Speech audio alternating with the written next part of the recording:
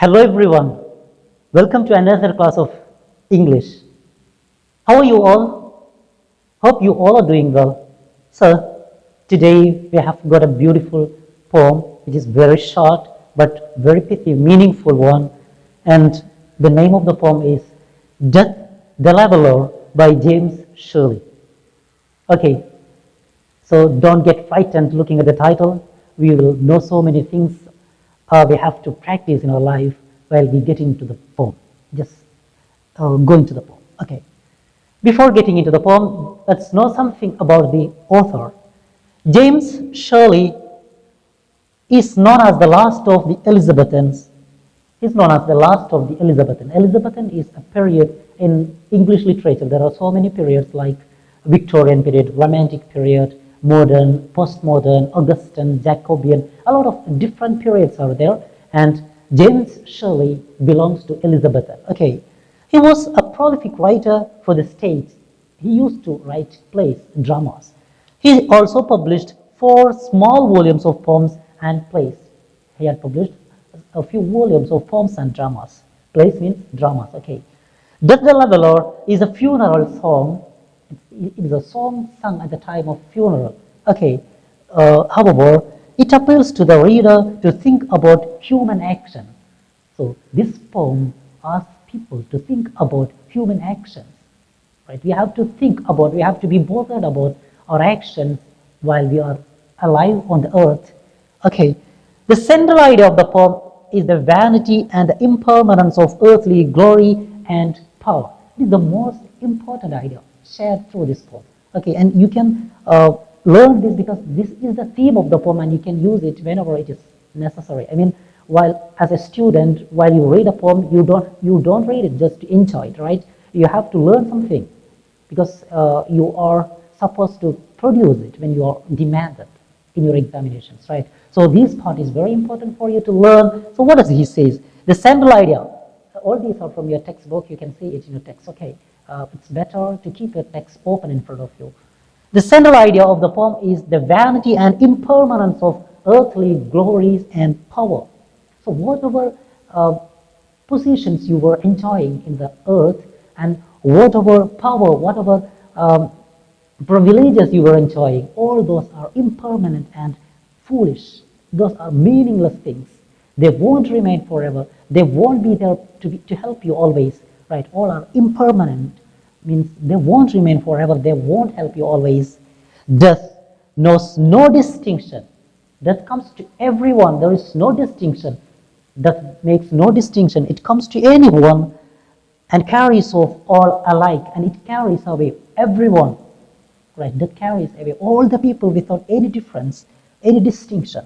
High and low, rich and poor, strong and weak. Whatever you may be strong, you may be weak, you may be rich, you may be poor, you may be healthy, you may be weak, whatever you may be, you'll be carried away by death, reducing them all to dust, and everybody will be made dust. After burying you in the mud, you all will be changed into a bunch of dust, right? Whatever position you were having on the earth, it doesn't matter, right? It is only the memory of the good deeds done during our lifetime that will remain forever. And there is only one thing which can survive death. The only thing will be remaining forever. What is it? It is the good thing that you have done during your lifetime, good deeds.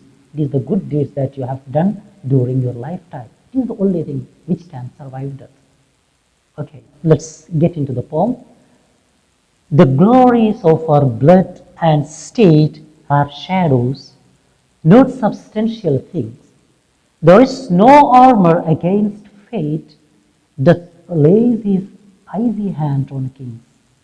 Sceptre and crown must tumble down, and in the dust be equal made with the poor cooked scythe and spade. So it's the beautiful poem. It starts with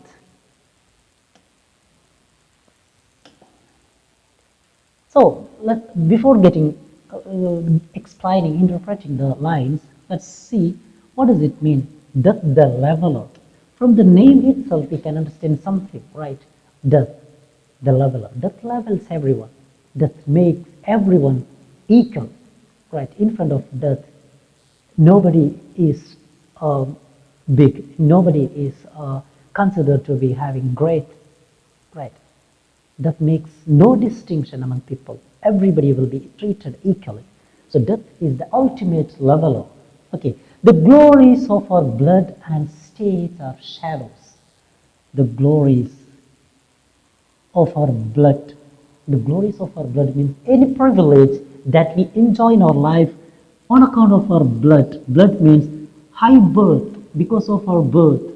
Okay, some people are considered to be great because of their birth. They were born in a great family. So, the glories of our blood, the glories, the privilege that you enjoy, the position that you enjoy on account of your birth, and state means your position, not only your birth. Because of your position, you may be considered great during your lifetime, but whatever it may be, the glories of our blood and state means position, are shadows. Those are just shadows. We all know that shadow has no permanence, right? Shadow won't be there always with you. When there is light, there may be shadow, but its position changes, its size changes, and it is of no use for you. Of course, right? So all these things are just like shadows, not substantial things. Those things are not substantial things. Those are not permanent things, right? Those are the anything that you enjoy during your lifetime because of on account of your birth and your position are shadows. So remember here in the very first line, the poet uses a figure of speech. Can you guess what is it? What figure of speech does he use? He uses metaphor. What does he use? He uses metaphor here. What is metaphor? Metaphor is comparing two things without using the word like or as. Like or as. Okay, so when you compare two things using like or as, it is called, when you compare two things using like or as, it is called simile. Right, it is called simile. Here, he compares the glories to shadows. The glories are shadows. He says, the glories are shadows. Actually, he didn't say the glories are like shadows. If he had said the glories are like shadows, it's an example for simile, but at the same time, he said the glories are shadows. So he identifies glories to be shadows. So if you say he is a cheetah on the track, he is a cheetah on the track, and you mean he runs very fast, right? And if you say he is a cheetah on track, it's an example for metaphor because you are directly saying that he is a cheetah. At the same time, if you say he is like a cheetah on track, it's an example for simile because you use the word like there. Understood? So when you compare two things using like or as, it's an example for simile, and at the same time, without using like or as, it's an example for metaphor. Okay. There is no armor against fate.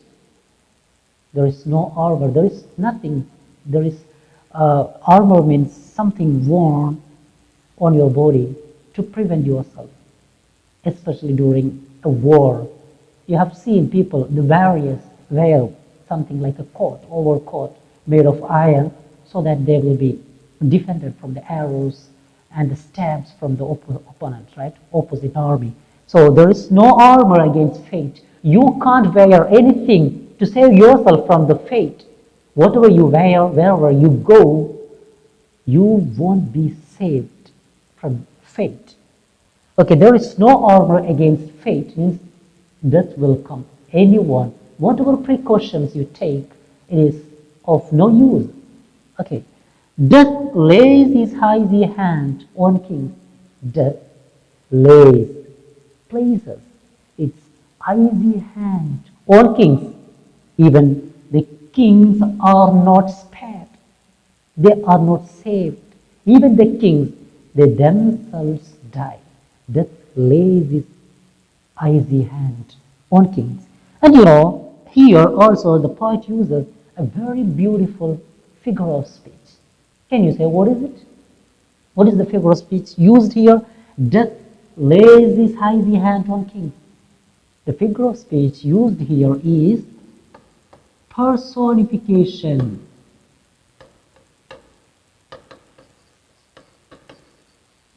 Personification. What is personification? Personification is to attribute the qualities of living things to non-living things. You say some non-living things have the power of a living thing. Here you can see death lays his icy hand. Do you think death has a hand? Does it have a body? It doesn't. Right. Death doesn't have a body or a hand, but still the poet says death lays his icy hand on kings. So he uses personification because he gives the qualities of living things to death. Living things, people like us have hand, leg, everything, right? So if you by saying that death lays his icy hand, the poet beautifully uses personification here in this line. Okay, you will be asked these personification and metaphor, the other figures of speech that you come across in the poem. In examination, they'll be giving you a small portion of the poem and will ask you to identify what is the figure of speech, what is the meaning of this line, what does the word his stand for, things like that. And what does his stand for?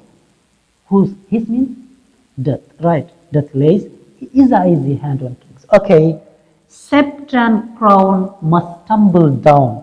Scepter and crown. What does it mean, scepter? Scepter is an golden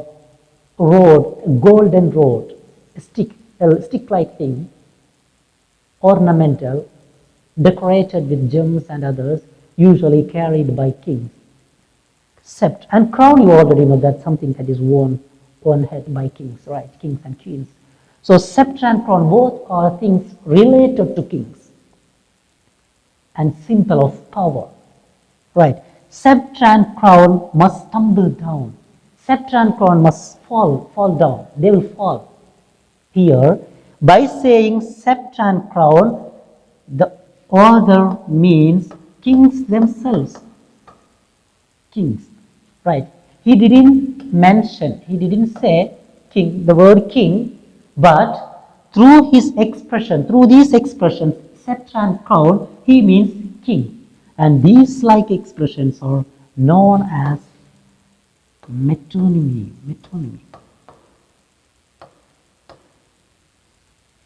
Right. Metonymy means to mention something closely related to someone and mean the persons themselves. Here, the author uses scepter. I said it's an ornamental rod carried by king, and crown, you all know, something that is worn around on their head. So both are closely related to kings. So by saying this, by mentioning these things which are closely related to kings, the poet means kings themselves. So he says, kings must tumble down, kings must fall down, kings also will die. Understood? Kings must tumble down and in the dust be equal made, and they will be made equal in the dust. The kings will be made equal with the poor, crook, scythe and spade. They will be made equal to the scythe and spade. Scythe and spade, you may know, these are the tools used by whom? Who uses the scythe and spade? It is used by farmers, right? Those are the tools used in farming. And scythe and spade, scythe means a crooked one, crooked means a bent one which is used to cut grass, reap paddy, okay, at the time of harvest. And spade means it's also a tool which it is used to move mud. Okay, so these two things are closely associated with farmers. So by using these words, the poet means the farmers themselves. Okay, so as this one is an example for metonymy, This scythe and spade is also an example for metonymy. So this one is also metonymy because scythe and spade stand for farmers. So the kings must fall down and they will be made equal to the farmers in dust. Both farmers and the kings will be reduced to a mere heap of dust after their death. Okay, is that clear? Very good. Okay. Crooked adjective. Crook means dishonest is another meaning here. Actually, it means bent, crooked, crooked sky. Okay, so it may be meaning dishonest also, dishonest people. Okay, except the ornamental roar of a king, something carried by the king, symbol of power. Scythe, a tool with long handle and a slightly curved blade. You must have seen something like this. Right. It's said to be scythe and used to cut grass or grain. Spade, a garden tool with a broad metal blade and a long handle.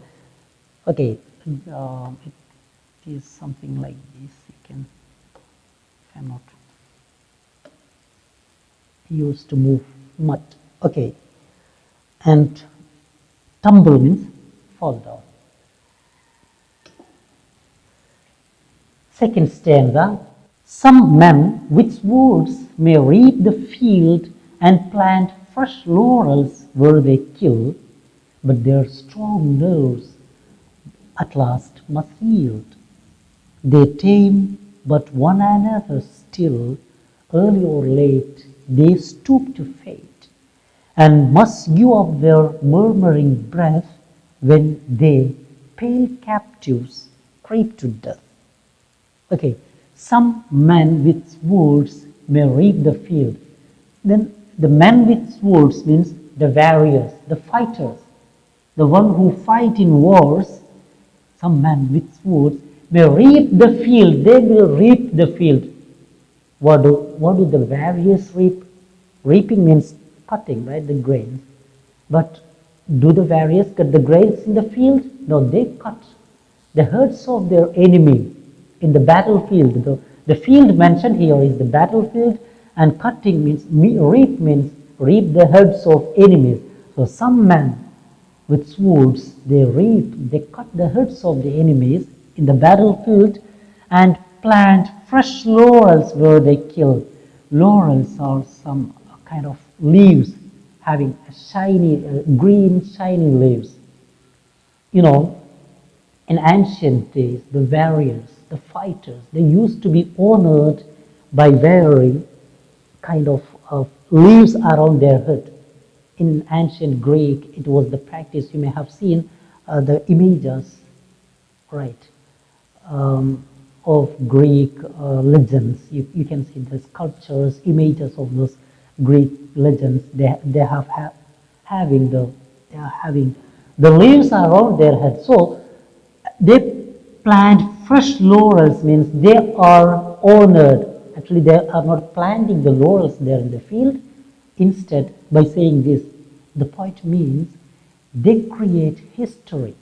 They register their name in the history. They create a mark in the history where they kill. So after killing so many people, they create a history and they are honored to be the greatest warrior, the mightiest. Right. So they create history. Means they plant fresh laurels, means they create history and are honored. Laurels are the leaves worn around the head. Okay, where they kill. But their strong nerves, the warriors used to have strong body, right? And those strong nerves at last must yield. They also must surrender to death.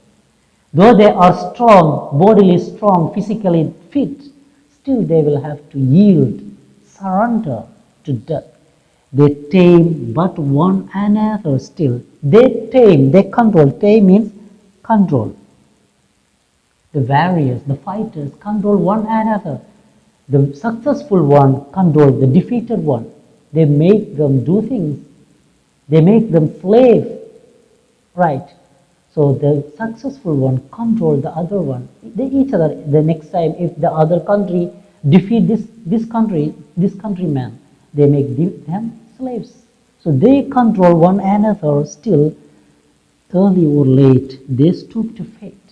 But if you are a controller or a controlled one, if you control the army or you are the one who is controlled, you will have to face the fate. You will have to stoop to the fate.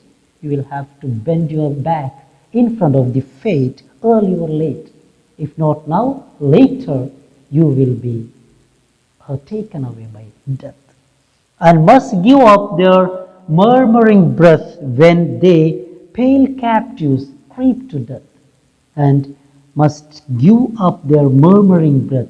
And those strong men who have strong bodies, strong nerves, they will part with their breath, murmuring breath. At the time of death, whatever mighty you were, whatever strong person you were, at the time of death, the breath will be parting slowly, and you'll be unable to keep it.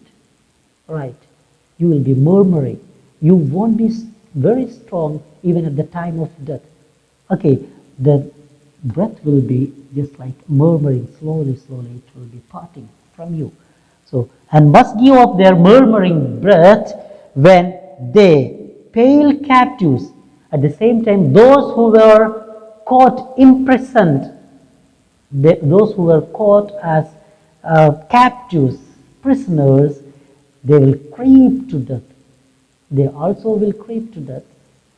Those who are taken as captives, prisoners, they will also die, and those who defeated others, who caught others as prisoners, they also will die. So there is no distinction in front of death. Everybody will face death alike. Okay. Third stanza, third and last one. The garlands wither on your brow, then boast no more your mighty deeds. Upon death's purple altar now see where the victim bleeds. Your hearts must come to the cold tomb, only the actions of the just smell sweet and blossom in their dust. So the garlands means the same thing that I told you before, the laurels, the garland means something made of flowers and leaves to be worn around head or sometime around neck. Okay, here he means the same thing, the laurels, the shiny, the crown made of shiny leaves. Okay, the garland wither on your brow. They will wither. They will lose its charm. It will get dried. It will, the glory of your achievements will be fading. Right. So the garland wither on your brow, the garland that you wear around your head will wither, will get dried and fall on your brow. It will be falling on your brow. Means the achievement you have made during your lifetime will lose its charm in the course of time. Right? After years and years, people will start to forget your strength. Okay, so wither on your brow, then boast no more your mighty deeds. So don't boast. Don't talk much about your achievements. They won't remain forever. Its charms won't remain forever. It will be fading. Don't boast no more your mighty deeds. Upon death's purple altar, now see where the victim bleeds. Here, death is given the power of God.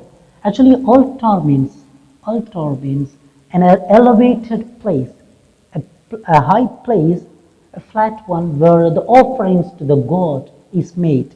You lit the candles, some other fragrances you use to God, you offer to God, and all those things are placed on the altar. Just like that, death is also having an altar, and whose color is purple. The importance of the color of purple is, he may mean that by shedding blood, because of the blood of the offering, the altar has been purple in color. That's what the author means. Okay. So actually, here the death is given the power of the God, and in front of death, everybody will sacrifice themselves. So upon the death's purple altar, now see where the victim bleeds. So in front of death, even the victor is a victim. Victor means the successful one, right? Victim means the defeated one. So whatever successful, victorious you may be in front of death, you are just a victim. You will have to bleed to death in front of death. Okay, so upon death's purple altar, see where the victim bleeds. And this is an example for oxymoron. Oxymoron. Do you know what is oxymoron? Oxymoron means two words having opposite meanings brought together. Sweet pain. Sweet pain is an example. Right? Sweet is not pain, pain is not sweet. The same way, victor is not a victim and victim is not a victor. Right? Both are having different meaning, opposite meaning, but brought together. Okay, and in one other poem, I remember I learned, a terrible beauty is born. Terrible beauty. Beauty is not a terrible thing, and terrible cannot be a beautiful thing. Right? But the poet uses expressions like these, and these are known as oxymoron. Okay. Your hurts must come to the cold tomb. Your hurts means you yourself, not only the hurt. You completely, you must come to the cold tomb. Everybody will come to the cold tomb. Only the actions of the just smell sweet and blossom in their dust. Only the actions of the great people, good people, just means virtuous people. Only the actions of the virtuous people means only the good actions, good deeds done during your lifetime will smell sweet and blossom in their dust. Only those things will be spreading fragrance in the world. Right? Only the great things, only the good things that you did during your lifetime will be remaining after death. Nothing else will remain. Whatever achievement you made, it won't remain. Nobody will remember you for it.